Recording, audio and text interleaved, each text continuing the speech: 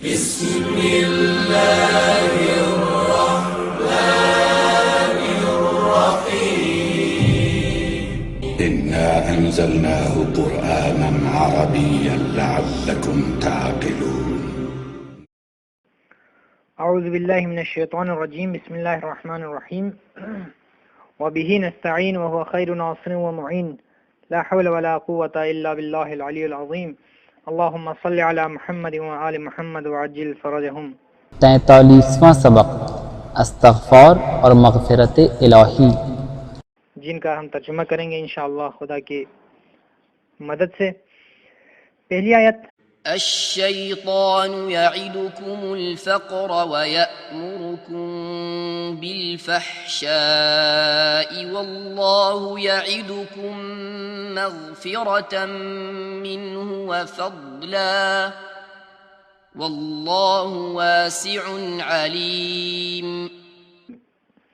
الشیطان شیطان یعدو وعدہ کرتا ہے، کم تم سب سے، الفقر فقیری کا، وہ یامر اور حکم دیتا ہے، کم تم سب کو، بالفحشاء برائی کا، واللہ اور اللہ، یعدو وعدہ کرتا ہے، کم تم سب سے، مغفرتاً مغفرت، منہ اپنی طرف سے، وہ فضل اور فضل کا، واللہ اور خدا، واسع گنجائش والا یا وسعت والا، علیم اور جاننے والا ہے.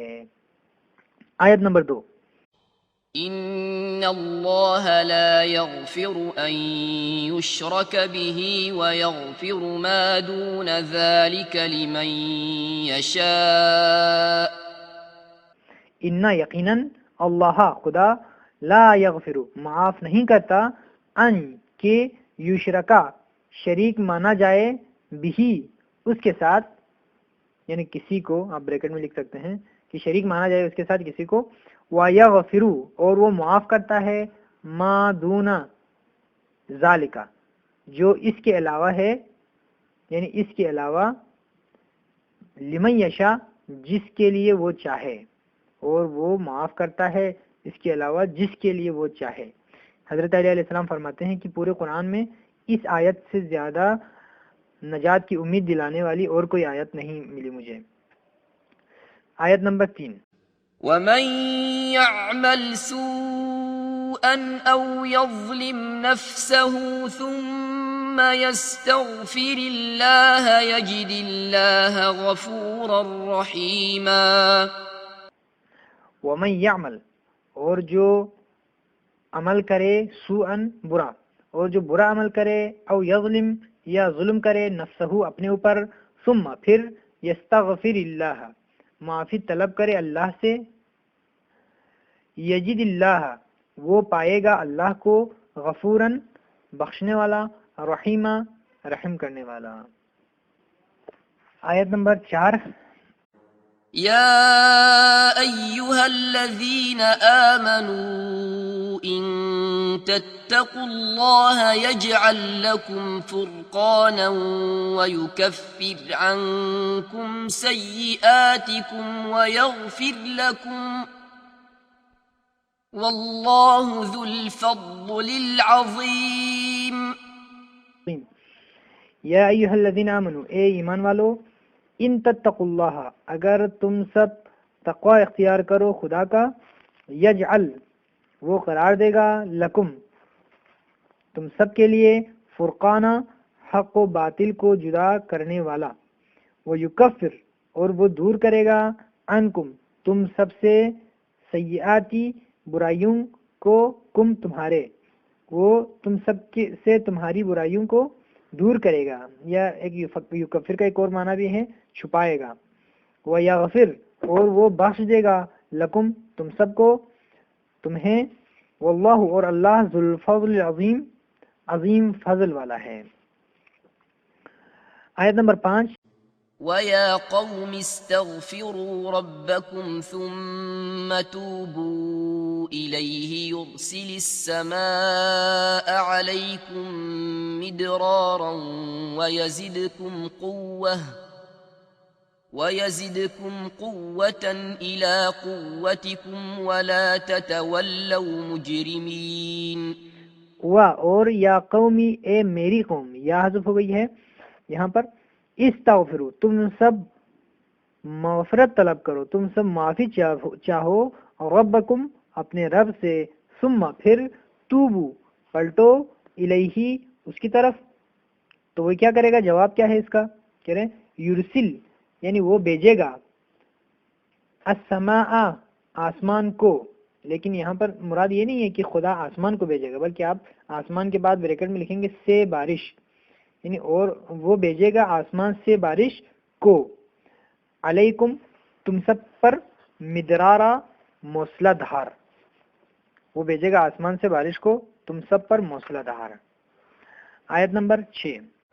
قالت رسلهم أفي الله شك فاطر السماوات والأرض يدعوكم ليغفر لكم من ذنوبكم. قالت کہا، رسولہم ان کے رسولوں نے، افی اللہ کیا اللہ میں، شکن کوئی شک ہے، فاطری یعنی اللہ کی صفت بیان ہو رہی ہے، اسی لیے فاطر پر زیر ہے کیونکہ اللہ پر بھی زیر ہے.